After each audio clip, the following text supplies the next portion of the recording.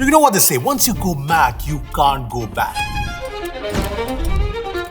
Well, Windows is busy apologizing for being Windows. Even the most compromised Mac is selling like hotcakes, and that kind of tells you a story.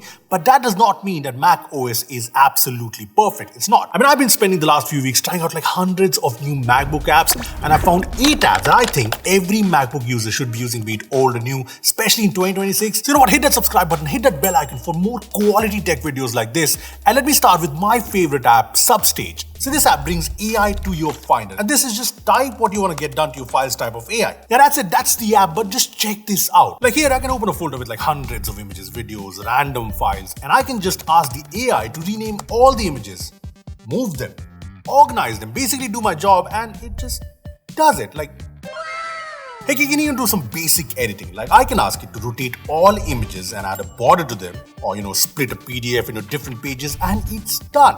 Yes, you literally talk to your files, do this, do that, do anything you want, no messing around with shortcuts or anything like that. Plus, it even works as a calculator. Yeah, imagine opening Finder to do maths. Now, obviously, there's one thing to note. This is available on a 2-week free trial, so you can try it out. But after that, you'll have to pay a subscription of $4 per month because, surprise, surprise, AI ain't free. But yeah, this is one app worth trying out. Now the next app is something that I personally find super useful. It's called Drop Zone, which is like a clipboard but for files, and this will blow you away. So you can drag any files, multiple files, to the menu bar like this, store them there temporarily, and then drop them into any app whenever you want to. Kind of reminds me of the file dock feature in OnePlus Oppo phones, and it's really useful for when you're editing a photo or video with multiple files, or when you need to share files from multiple folders. Just dump everything to Drop Zone first and grab whatever you need whenever you need it. You can even airdrop files straight from right here. I mean, why doesn't macOS have this built in? Like, genuinely, why? Tim, do this. Tim, Stop it.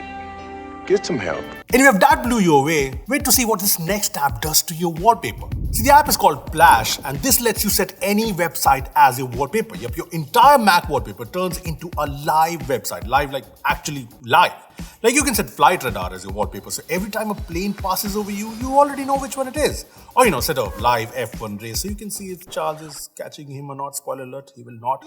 Without opening anything. Same for IPL scores, the stock market for all those guys and all of that. And no, this ain't a screen recording or anything. You can actually interact with it if you want, like you do in a normal browser. And I know most of us don't even use the macOS desktop, but that's kind of the point. Just take a quick peek and go back to whatever you're working on. Oh, so this next app is a bit controversial. Some of you are going to absolutely love it. Some of you are going to hate it. The Windows recall feature that a lot of people love. Some don't because, privacy nightmares and all of that. Well, this app brings that feature to macOS. Just like Windows Recall, this app quietly records what's happening on your Mac, apps, calls, Chrome tabs, everything, all your not so innocent activities too. And I mean everything, which is either super useful or extremely dangerous based on your browser history and you hand over your laptop to someone else. But you get the idea. So basically, if you ever forget something you saw earlier, you just drag this back in time and boom, all your past work, all your past sins with audio. It even lets you transcribe these recordings, so really useful if you just came out of a Zoom call and forgot to take notes. And before you panic, all of the data stays on device. Nothing goes to the cloud unless you want it to. So yeah, FBI ain't watching you. FBI, open up! Yet.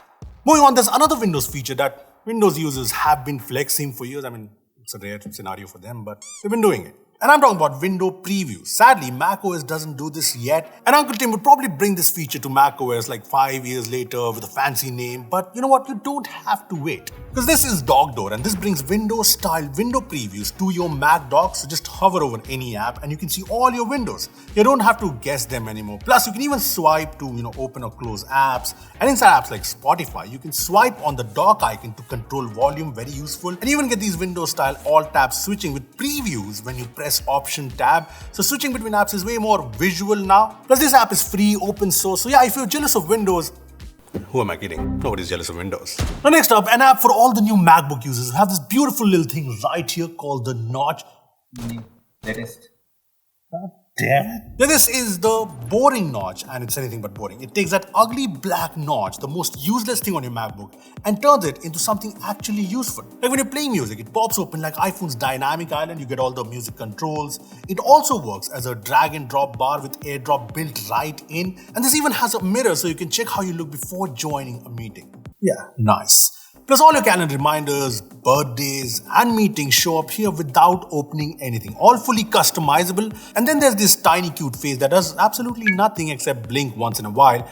And yeah, that's it, that's the whole feature. But kind of makes you happy every time you see it, and I don't know why. Anyway, last but not the least is an app that gives you god-level control over your Mac storage. Yeah, this is Omnidisk Sweeper, and it shows you all the files from biggest to smallest, including the user's apps, their leftover files, all the hidden stuff you generally don't see in Finder. So just find out what's eating your space, trash it, and you're done. And yes, you can even see and delete system data to just make sure you know what you're deleting, but they're overall perfect if you have a base MacBook with low storage. So those are some of my favorite Mac apps in 2026, but I know you guys, you probably have some even crazier, great suggestions. So let me know in the comment section below.